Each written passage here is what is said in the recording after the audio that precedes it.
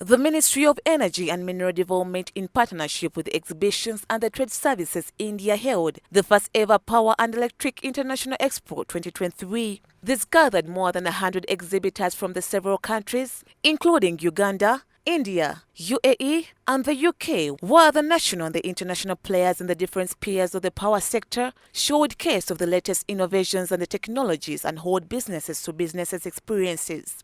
This include manufacturers and suppliers of the power products, importers and exporters, dealers in energy, electronics, electroenergetics, renewable and solar products, plus the end users.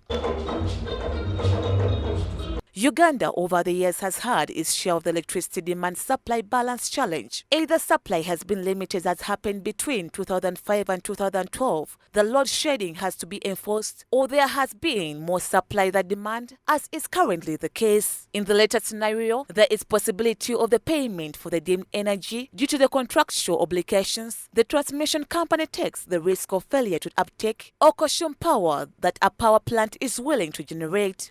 According to Honorable Okaasai Opolo, Uganda up to date has not produced enough power than what they are exporting in other countries.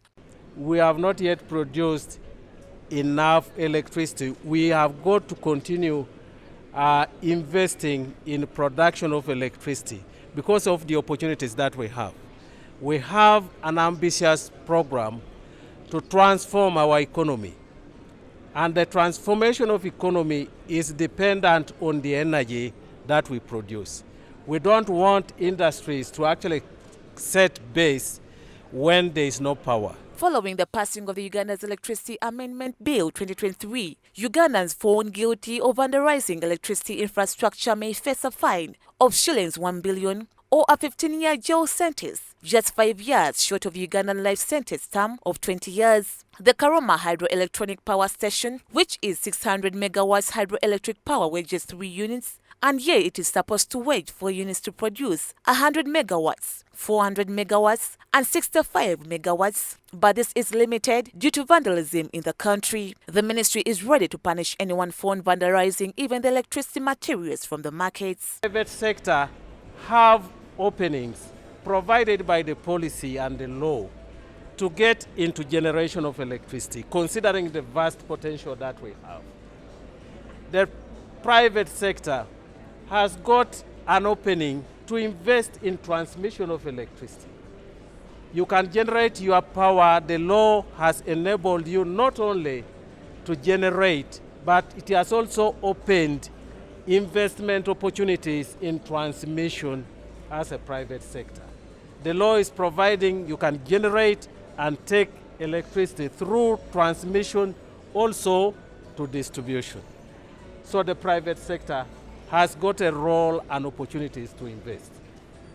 But the private sector, I also caution, should be cautious of vandalism. The public sector cannot control the vice of vandalism without the involvement of the private sector.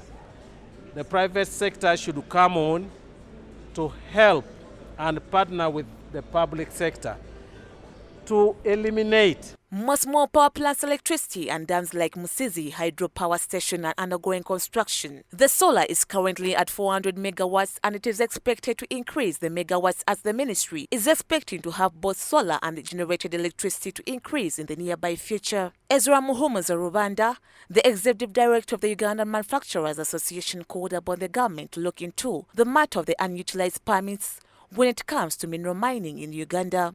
We have a challenge that we have some of our people who have permits, especially on exploitation of minerals, and these permits are not being put to the use. We want to convey this message to you that we have so many people who would be putting these permits to the use if you reviewed and you came clear so that we create efficiency. This power and electricity exhibition serves as an important gateway for the East African power industry. The reform aims to particularly highlight the role of energy in contributing to the sustainable development and understanding the new trends and how technology can accelerate the energy transition. Story compiled by Rita Nandera, Brinko Ategeka for Church of Uganda Family TV, News at 8.